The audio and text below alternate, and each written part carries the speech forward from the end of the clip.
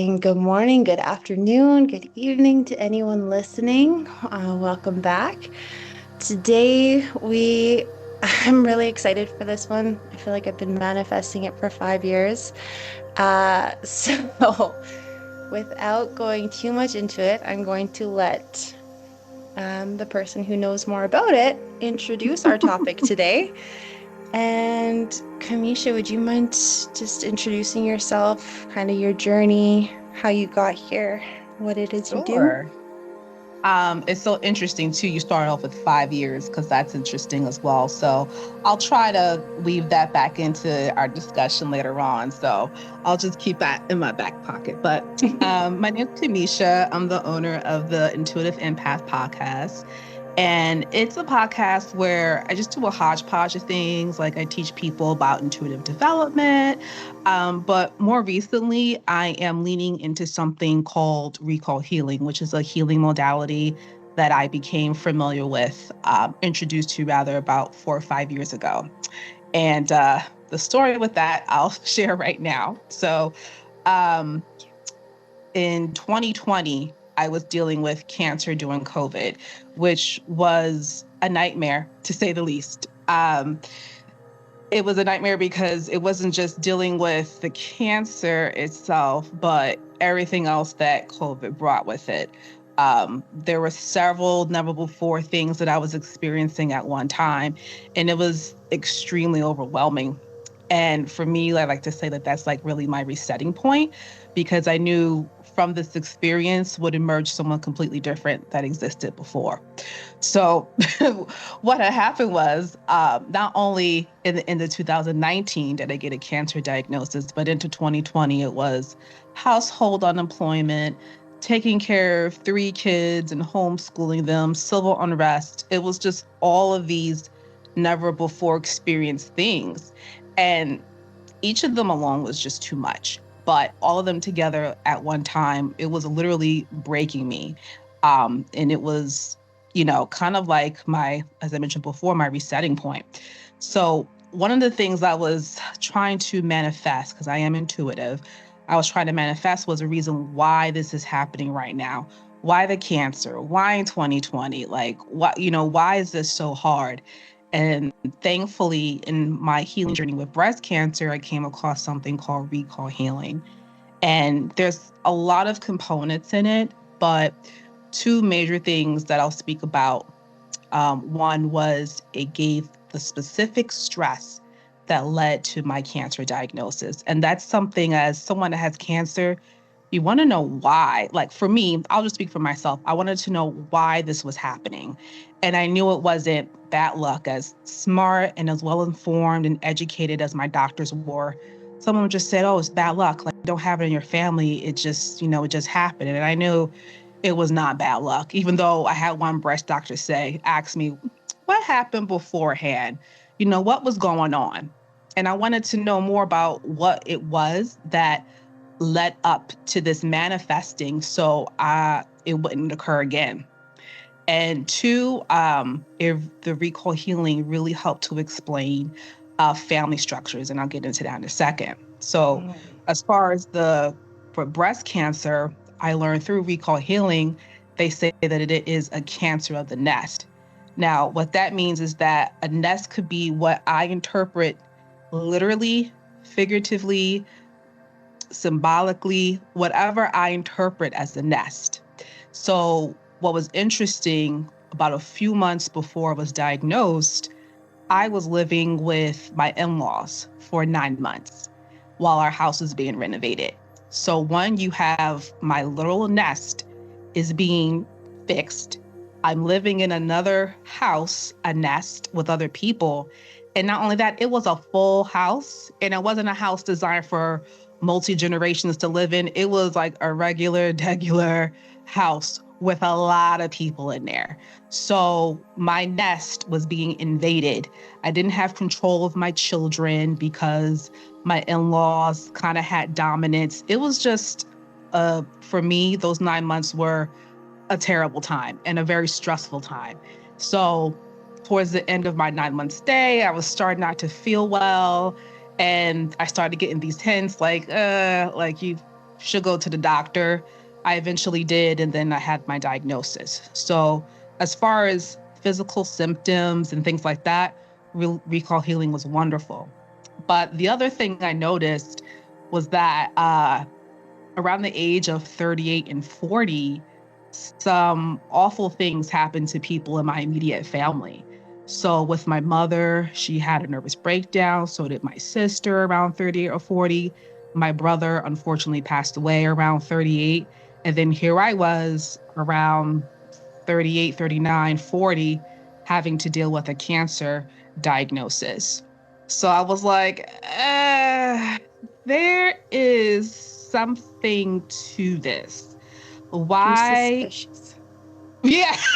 And Why gender doesn't matter? suspicious? Like No, brothers and sister. Okay. no. My brother, God rest his soul, he passed away years ago at the age of 38. Um, there's just been a lot of trauma in my family and severe, and it just for my situation, it just was, I don't want to call it poetic, but I just noticed that it took all of these never before experienced things to kind of take me down. Oh, So it wasn't just the cancer, because I'm like, if I had cancer before COVID or even a little bit after, it would have been okay. But during it, I mean, it was a literal hell on earth trying to get together care, with insurance being canceled, dealing with the hospitals who are overwhelmed. Some of them are nasty as all heck. I understand, but when you're dealing with a major diagnosis, you do not need an attitude. On top of that, not having a support system, trying to take care of your kids, civil unrest. I'm in an interracial relationship. I have biracial kids. I live in a mostly white community that is, Republican. So whenever I stepped out the door, it was like awkward. Driving around the neighborhood was kind of hateful. I'm telling you, I was being hit from all sides. And I was like, I, I can't handle this right now. Like, this is way too much. COVID would be enough to take one person down. Cancer would be enough to take one Exactly. person down. All of this. So, Exactly. did you discover it in this period, or you were already doing it in this period? We're working with recall healing. Yeah. Yeah. So one of the things that I did for myself was I started working with a breast cancer coach, and she was just really helpful of giving me supporting tools that will help me in my journey. And one of them, she would just kind of test me to see, okay, is she someone that believes in, spirituality and, mind body? So she was like, tell me your thoughts about this. It's like, okay. So she tested the waters with something called German New Medicine, which is one of the components of recall healing. And with German New Medicine, it's all about what stress did you incur for that disease to manifest.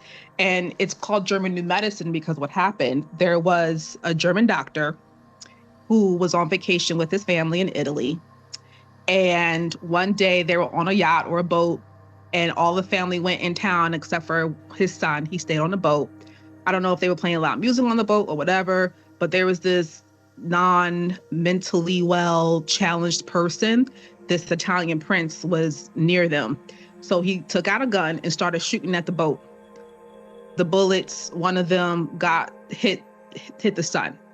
So for 3 months, his son was fighting his injuries. And finally, unfortunately, his son passed away. So the doctor, he was a doctor and he worked in a cancer ward. And then all of a sudden, after his son died, he had cancer of the testicles. So he was like, oh, pause. Oh. He goes, I've been healthy all my life. I take care of myself. I'm well educated. Cancer of the testicles, cancer, none of that runs in my family.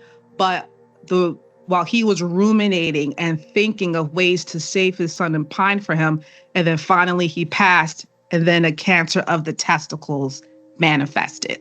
So what he did, being a doctor, he was like, let me take a scan of my brain. He found there was like this kind of like a ring around a certain part of his brain. And wherever that relay or ring was, it correlated to the body part, to his testicles. Exactly. So he was like, And then he Whoa. continued this thought experiment with other patients in the cancer ward. And he found that they all had similar rings in certain parts of their brain that correlated to the body part where the cancer manifested. So unfortunately, oh my gosh, I can't think of his name right now. I'll tell you later. But he wanted to make this known to everyone that there was a specific, connection correlation as far as cancer, but the powers that were whatever that didn't happen, and he really had a tough life trying to um, bring this message to the world. And unfortunately, he did die of a stroke. And a stroke means I've had it up to here. It usually comes after like frustration. So that's the physical, the health component of recall healing. But the part that really intrigued me was the family tree, for obvious reasons. Just seeing that connection with the 38 to 40, I was like, let me do some digging, which for me, it's been hard because my mom, she's a very private person. And she was adopted. So it's been very hard to gather information from her end. And I hit a stopping point with information from my father.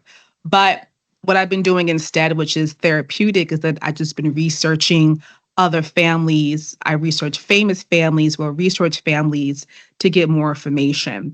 And it's been very helpful for me because as I talk about these things and say these things, it connects with certain people in my family and it brings about certain memories that comes from their subconscious. And they're finding like, well, that's interesting because I had this happen to me. So although I can't directly attack it how I want to get more clarity, I find that even when you start doing the work in some way, the answers start to come about in some way.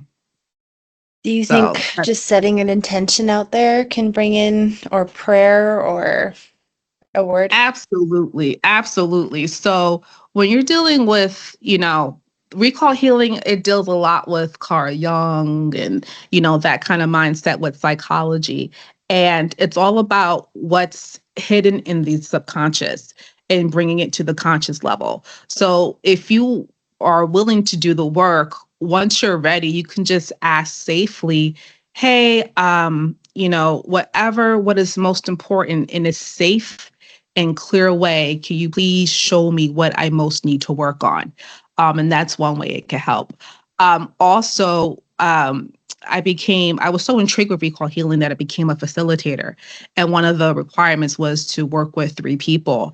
And through working with them, when you're a healer of any level, when you work with people, it's not just healing them, it's healing you.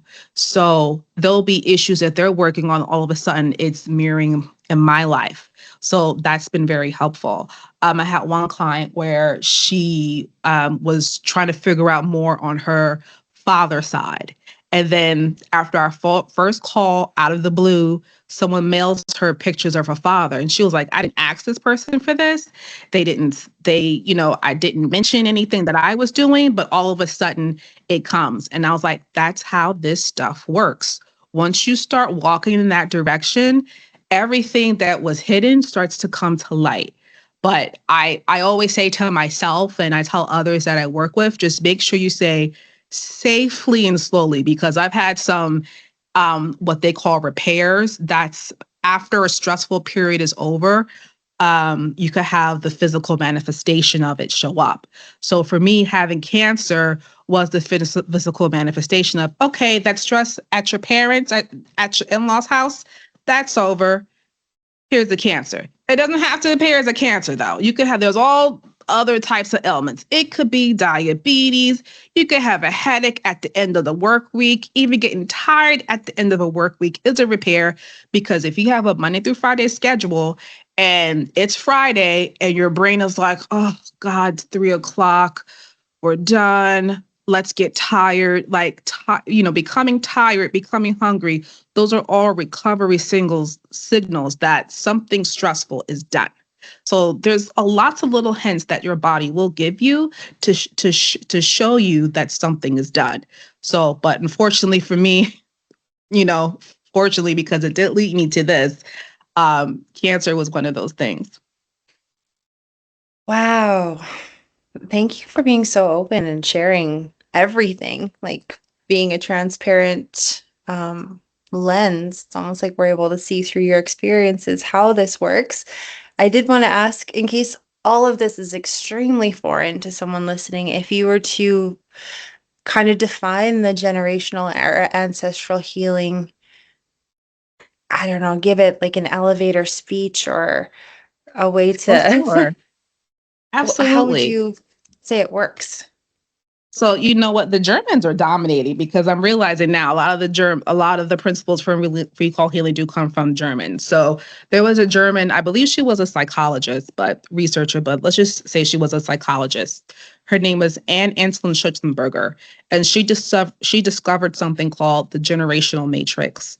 And let's say there's a family of 9 people. So you have the first sibling, the second sibling, and the third sibling. They're not in link with one another. And I should also mention that if you have a family of 9, picture like a tic-tac-toe row where there's 3 columns, 3 rows. So you put the first, second, and third on the top column. And then on the second or top row, the second row is sibling 4, 5, 6.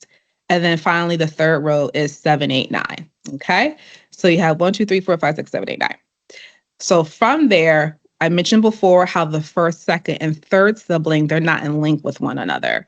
However, the first, fourth, and seventh sibling, that first column, they're in link. They're in line with one another. The second, fifth, and eighth sibling, they're in link with one another.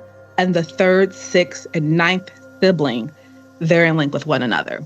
And what's also interesting with the third sibling is that they tend to hold the depression for the family.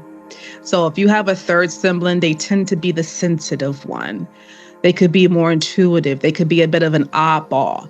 And it's also important to note that all pregnancies matter. So if there was an incomplete pregnancy of any kind, it doesn't matter that you're the only child. If your mom or your dad, they had some pregnancies that didn't complete, then you're not the first. You're just the one that came through on the physical plane. So you could be the fifth, you could be the third without knowing. However, there have been people, and I myself, I've gotten clarity too on my birth order. Because I still am the third, I believe, but I originally thought I was the third, and I still am on one side. But it came to pass that my mother shared that she had some incomplete births, which was, something huge for her. Like, she never shared that. She was like, oh, I had births that didn't complete before. So even though on her end, my birth order changed, my birth order on my father's side was still 3. And what my mentor who teaches recall healing, Michelle Dawson in the United States, she says that most of the people that come to her, they are the third born children on either side of their family. So yeah. And I also should mention that the first, like the whatever column you're in line with not only that generation, but the generation up above and below. So when you start to see certain patterns in each family play out, and why certain siblings have like this very, whimsical, nothing bad ever happens to them, or they just fall in line with certain people, but you have one sibling that's an oddball or has a dark cloud over them, they're probably carrying someone's unfinished business unbeknownst to them. And unfortunately, they haven't uncovered the story yet, and they weren't able to release it. So one of the first families that I started looking at was royalty. One, because there's just a lot of history. Two, it is also an interest of mine. But they're well researched. And the first family that I did review was Queen Victoria's line from the 1800s. And she was perfect to start with because she has a lot going on. She had 9 kids, which is a perfect prototype for that example. And Queen Victoria herself, she was the third born child for her mother.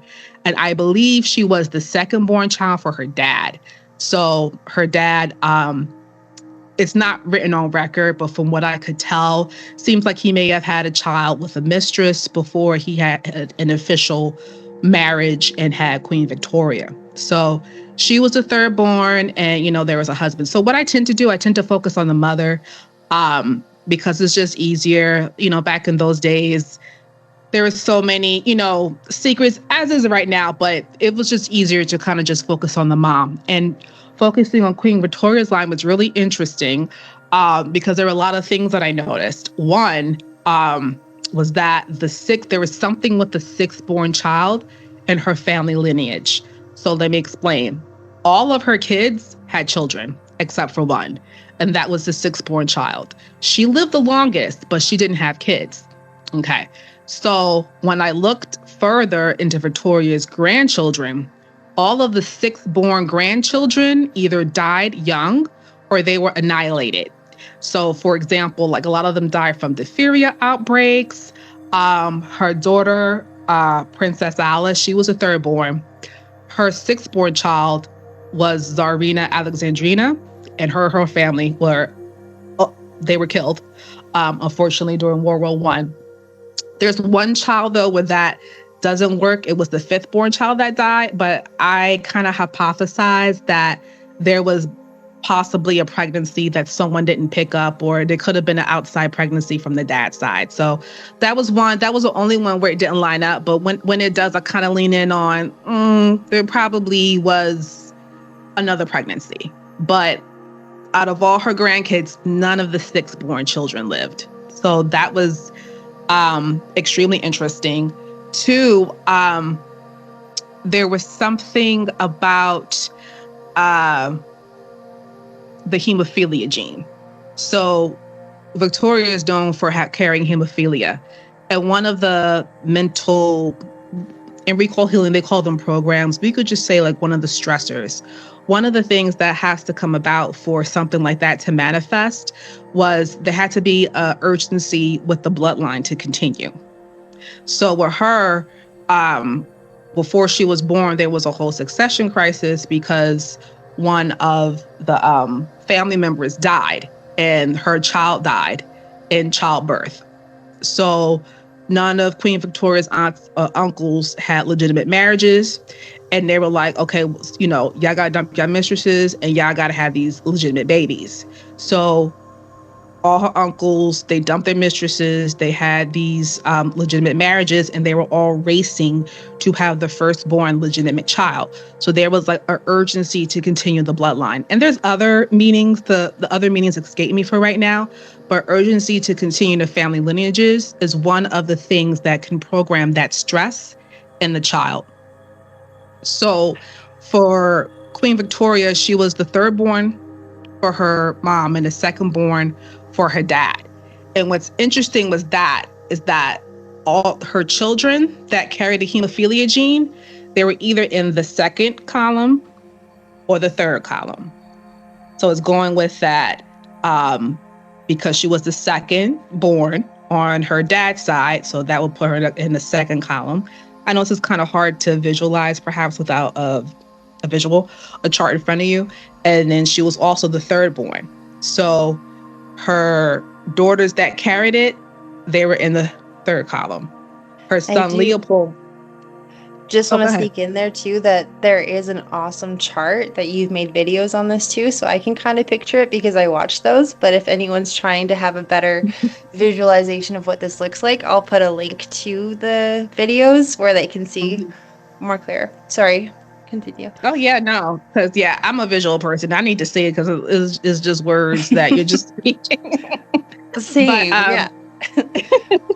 But her son Leopold, he was the first one in the family to have hemophilia, and he was her eighth child. So sibling 2, 5, and 8, they're in the second row. So what's interesting too is that her grandchildren, the ones that carried hemophilia, they were either in the second column or in the third column. So quick question, because you keep, I don't even want to interrupt because you just keep answering the things that come to my mind. I'm wondering if it's like your intuitive abilities. I'm curious though, because the mind, body, and spirit work together in this process. Do you know like which one manifests first? Like did the hemophilia, was that always there? Do you think an event happens that creates that pattern in the family, or like? Yes. So I'll speak of it in terms of equal healing, and it has to be like an event, like I guess how you're phrasing it. So I'll backtrack. There's other components to recall healing. And one of them is figuring out what happened within the first 30 months of your existence. So Oh, this is called the project purpose, and it's super hard. It's one of the harder concepts to figure out because if your parents don't remember, which, if you're asking as a 30, 40, 50-year-old person, mommy, what happened? Even now, like with my kids, they're only 12, 10, and 8. And I'm like, oh, but what happened for those 30 months? It could right. be hard. So you have to look at your own pattern. So there's something called project purpose, which is the first 30 months of life. So those 30 months break down into the 9 months before the child was conceived, the conception itself. So how was the conception? Was it fun? Was it arduous? Was it non-consensual? And then the 9 months of pregnancy. And then it's the first year of life.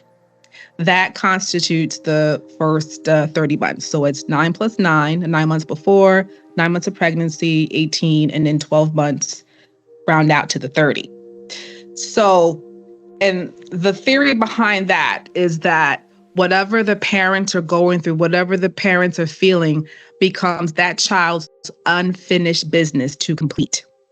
So for her, there was this urgency to continue the continue the English dynasty, to whatever her responsibilities were. There was an extreme urgency. So part of that, I guess, feeling, that need, that mindset was programmed into her, along with other things too. It's not just, I need to continue my family line. It was not being able to feel the touch of a parent. And one of her parents did die early on, within her project purpose. They died when I think she was either 6 or 8 months old. Her father died of pneumonia.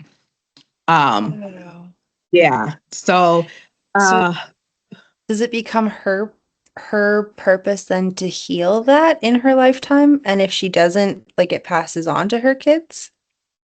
Right. So, I mean, obviously, she didn't have the tools to figure out, like, this is why this manifested. But if she were alive today and had these tools, it would be her destiny to be like, oh my God, this is manifesting. This is what happened to me before I was born and during it. So she would, in order to help remove that program, that disease from her line and below, she will have to say, thank you for bringing this to my attention.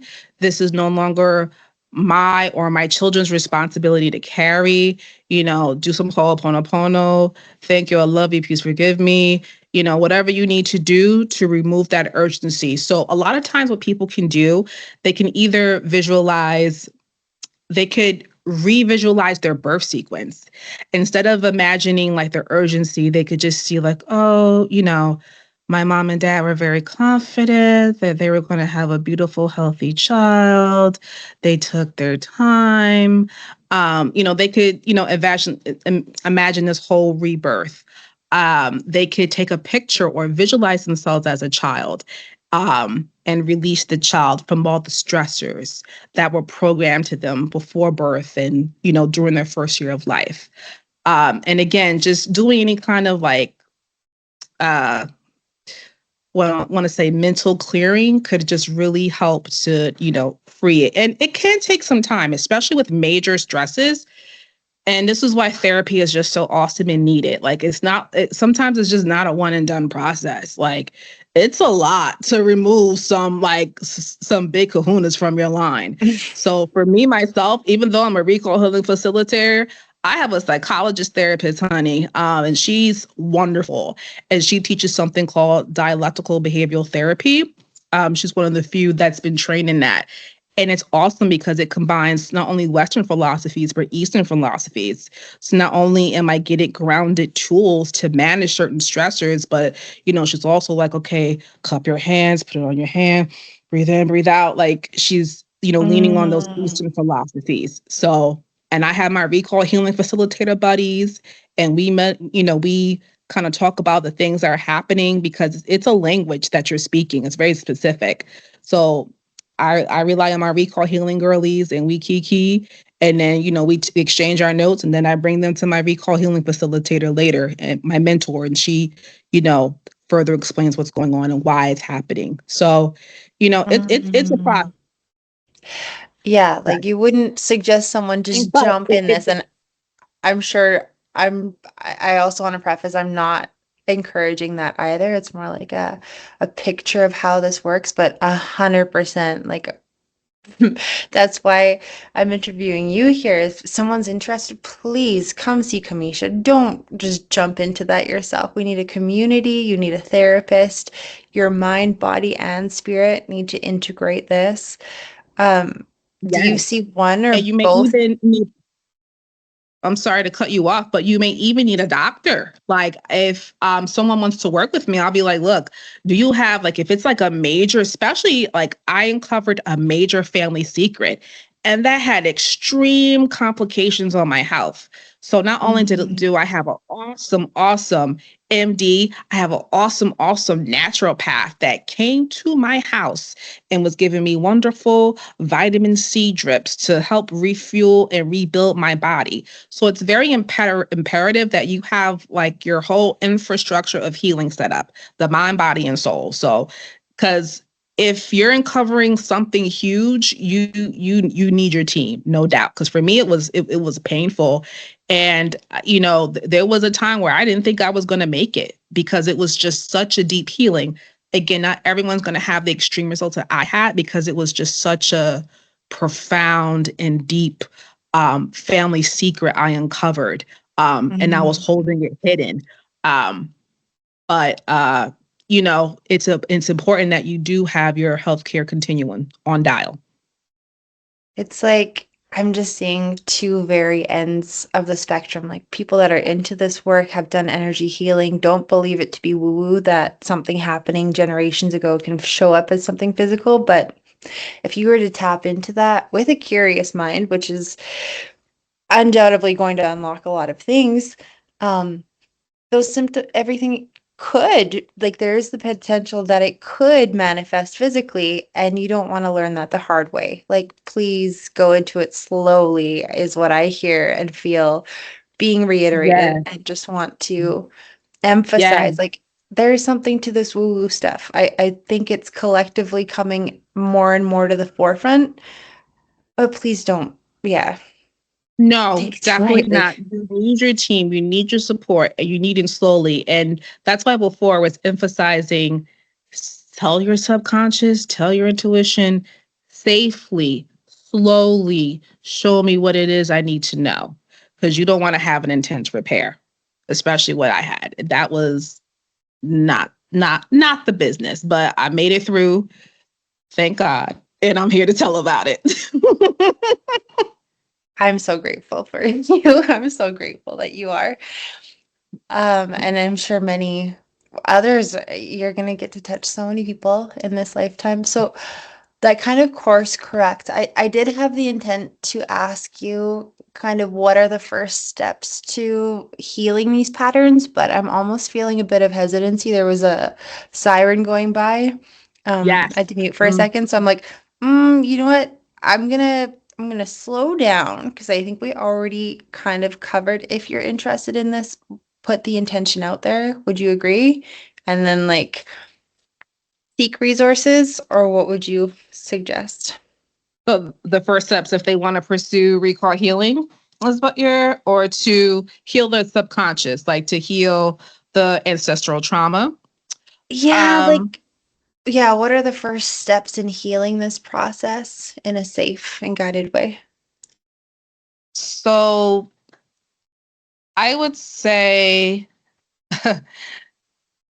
this is hard work to do. And the very first step is to kind of make a notation of maybe start with the first three or four major like traumatic things that happen, and that could stop someone right there. And honestly, like with that step, I would just again like you would need like a facilitator probably to guide you through it.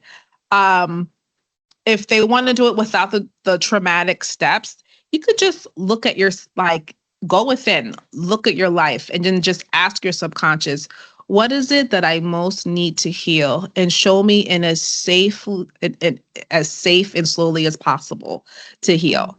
But if they want to do this work, I do suggest someone that has experience with it. And again, some family patterns are not like as deep as a serious like disease. My mother has cellulite on her legs. I have cellulite on my legs. That's a pattern, a program that we both have. And the meaning behind cellulite on the legs is I want to be a better person than my mom. That's not too crazy. Interesting. Yeah. And a lot of Good place to start. women or people have that. And so you have to look, do I want to be a better person than I'm like? Probably so. So it's just, it gives you like little food for thought, little thinking points. But yeah, again, I would just say like to safely ask these guided questions to yourself, to your higher self, so that, you get these little nuggets or answers in a safe way. Thank you. And what is a good way to get grounded? Or if like so you for feel me, like it is too much. Oh yeah, it is. And I do have to take breaks sometimes. But for me, I know, like I mentioned before, I do lean on my circle. I am fortunate again that there are two women, fabulous women that do this work with me as well. So we lean on each other. But for me, my body likes to rest. Like whenever I get hit with a bunch of information, my body likes to do two things: rest and eat. So we take a nap and then we eat something really hearty, like it's raining right now. So a nice, soup or, some like grounded vegetables. But I'm being cute because I'm greedy. I like to eat. I DoorDash. So I would DoorDash. That's what which isn't healthy, but it's part of, it's part of my healing process, right? And then so after I take care of my physical body, I do share within my circle, and then I lean on the experts in my life. I make notations and I'm like, okay, psychologist, therapist, this is what happened. What are your thoughts? Recal healing facilitator. These, my car broke down right before this major stress happened. Oh, it has to deal with your father. This and that is so interesting, So I process, I talk, and then I talk with friends, and then I, lean on the experts there to settle me down. Thank you. I almost see it as like a ripple. Like it starts inside and then you need places for it to go to like diffuse that energy, the therapist, the places that you can see it physically met. You just painted a really cool visual. I wanted to try to share it. Okay. I would like to ask a couple questions that might extend to more of a global setting. Like, Yeah. do you think generational healing or recall healing is ever fully healed? Or does it evolve with us? I feel like it evolves. Like we all come to Earth for something. Like Earth School is the place for you to learn, and how you learn is that you have your little lessons. So, I feel like you can address something and release the valve and the stress of it, but everyone comes on this planet to work to heal on something. But I definitely do feel like if you do the work of your ancestors and work to heal from it, like you do kind of lessen the blow or the stress of a situation. But things repeat itself. Like look at, COVID and what happened 100 years prior. That was all the same thing, and case in point, you had two conflicts dealing with the lungs. You had in 1918, you had the influenza pandemic. Okay. What happened in 1918? World War One. That's all about invasion of someone's space, invasion of the territory.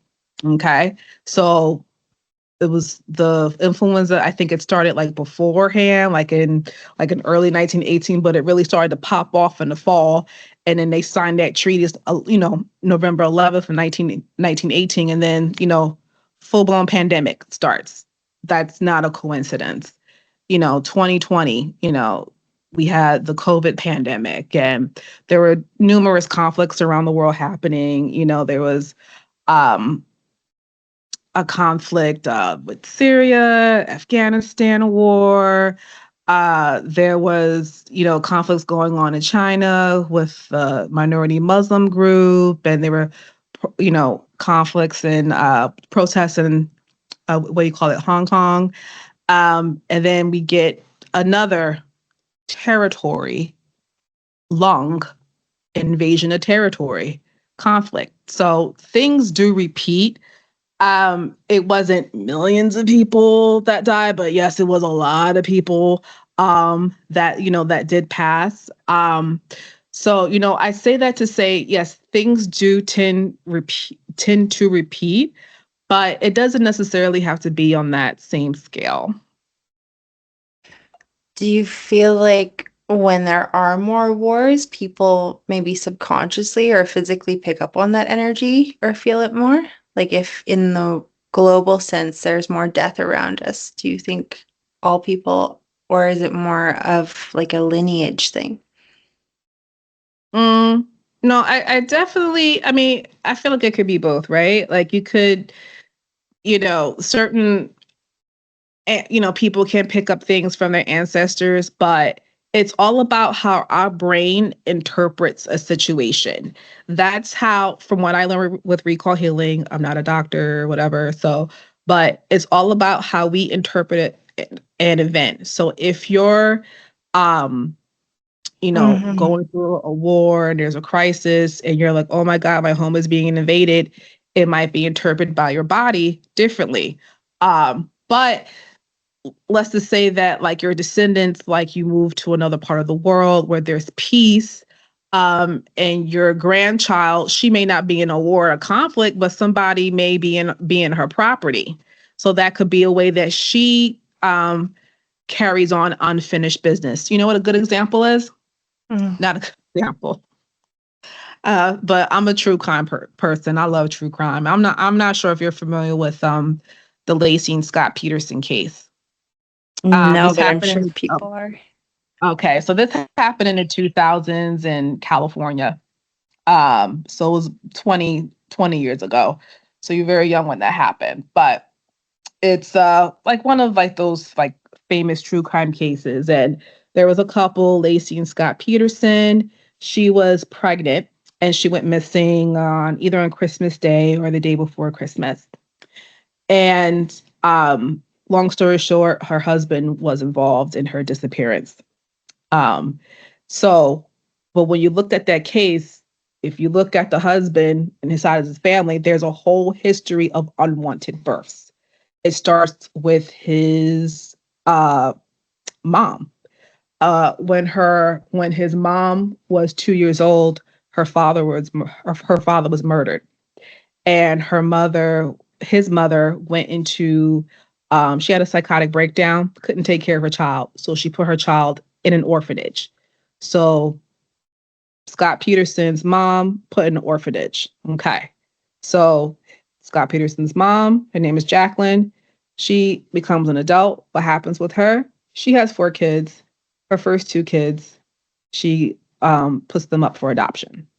So again, she was an unwanted child. She has 4 kids. The first 2 are put up for adoption. So what happens to the third? Unfortunately, this was on a bigger, wider scale, but he was carrying this program, not excusing it, but this is just what he did. He didn't want to totally flip the script, was the perfect husband, but then as soon as, his wife became pregnant, he started to, that program of not keeping the baby started to kind of encompass his being. Mm. Wow. It's really everywhere. Like it can come in It from is, like any I angle. said, it could be the cellulite on your legs. It could Hmm. be, the diabetes. An interesting thing to note too with children, and when children get sick, I dealt with this with another client. Like she was trying to get clues about why this happened, and it was very interesting that one of her children had diabetes. They were diagnosed with diabetes either their 7th or 8th year. Let's just say, and the mom that noticed it, she something with diabetes, like her birthday has something to do with a diabetes day, where there's like something significant with diabetes. So that's a part of her project purpose. The other two is that I asked her, can you remember what happened to you during your 7th or 8th month of pregnancy? Because diabetes is a program of disgust, of repugnance, of fighting. And she was like, yeah, I was really upset that I had to be, she was, we call it bedbound.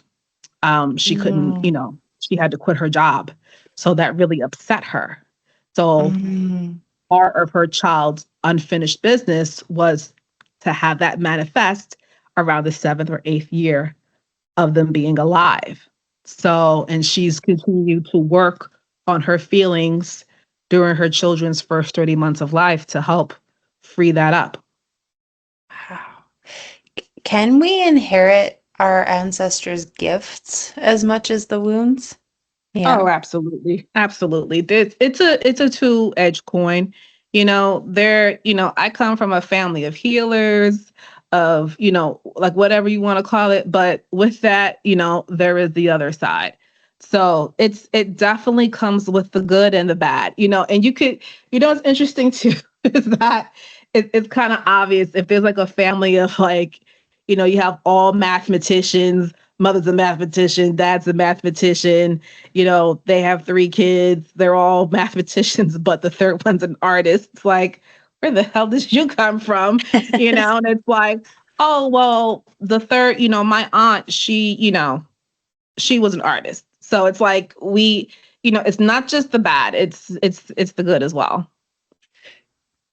Can we transfuse some of that healing into creativity or intuition?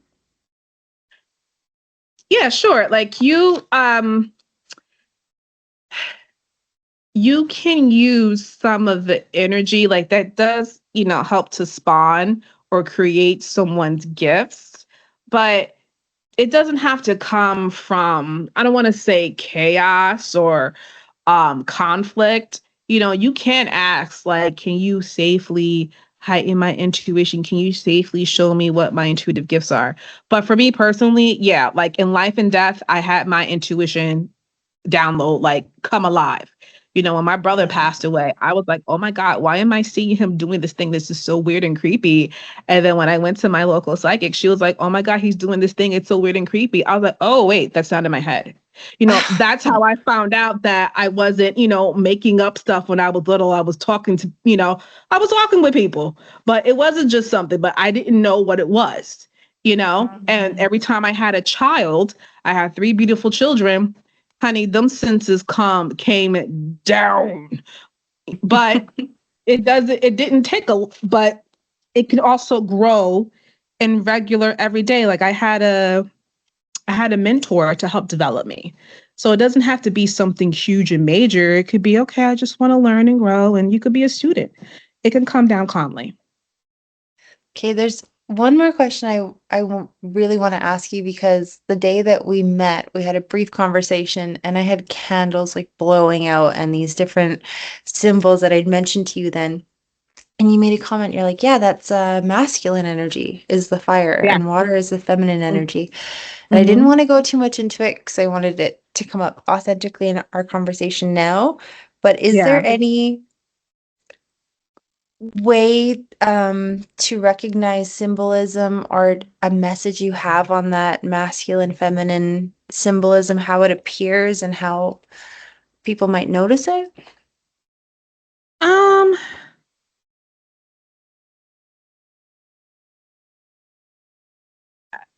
I don't know, such a simple response, but I don't know if it's just kind of noticing things that happen out the blue or that are unusual that happen. Like, for instance, I was in like a crazy traffic jam on the way to the doctor one time, and I was like, oh my God, this is so annoying. I'm late for my appointment. And then there was like this overturned tractor trailer full of dirt. And I was like, that's something.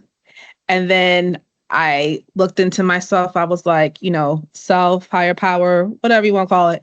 Um, what's going on? Is it my body, or is it has to do something with the maternal line?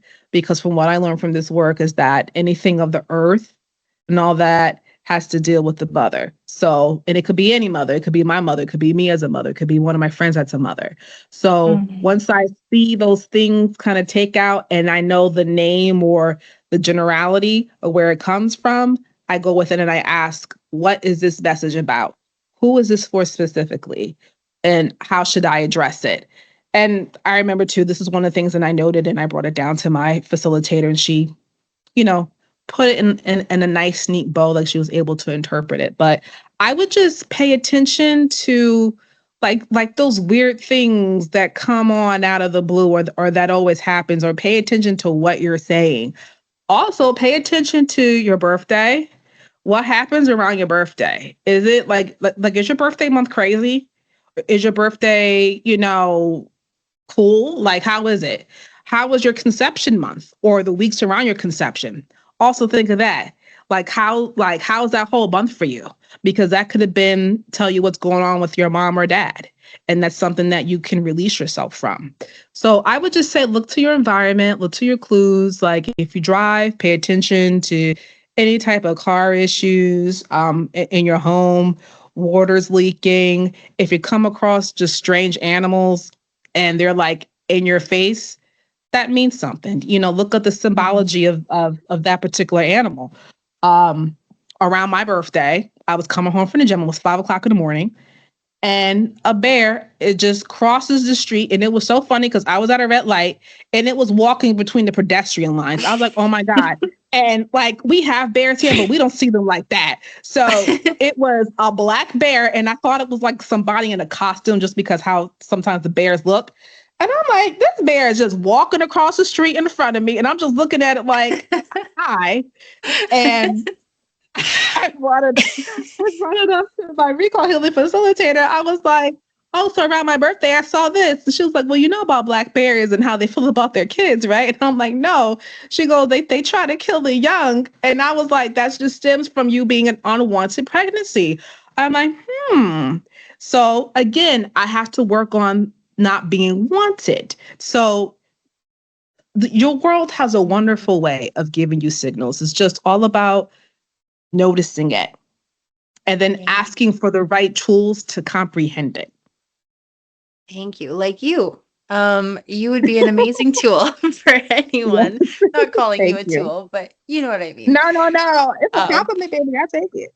how is the best way to get a hold of you? I will link everything in below this video when it's posted, but how would you encourage people to reach out? Please email me at the intuitive empath at gmail.com. You have that link. I'm off and on social media. I'm off right now, but if find me on social media, leave me a message. I'll respond to it. I just try not to be on there sometimes because I have an addictive personality and I'll be on there forever. So, but email is the best way. That's why that way I can take my time and respond to you, but social media is fine too. Okay, and any final message, anything we didn't talk about or that you feel is important to kind of send out there?